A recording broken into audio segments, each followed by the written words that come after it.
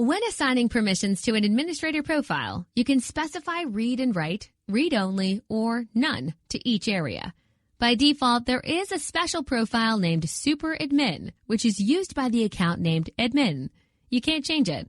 It provides full access to everything, making the admin account similar to a root super user account. The Prof Admin is another default profile. It also provides full access, but unlike Super Admin, it applies only to its virtual domain, not the global settings of FortiGate. Also, you can change its permissions. You aren't required to use a default profile. You could, for example, create a profile named Auditor Access with read-only permissions. Restricting a person's permissions to those necessary for his or her job is a best practice. Because even if that account is compromised, the compromise to your FortiGate device or network is not total. To do this, create administrator profiles, then select the appropriate profile when configuring an account.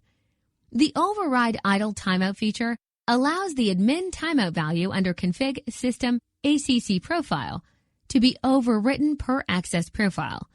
You can configure administrator profiles to increase an activity timeout and facilitate use of the GUI for central monitoring.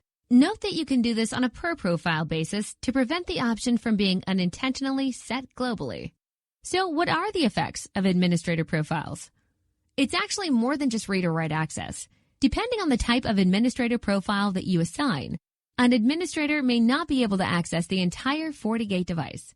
For example, you could configure an account that can view only log messages. Administrators may not be able to access global settings outside their assigned virtual domain either.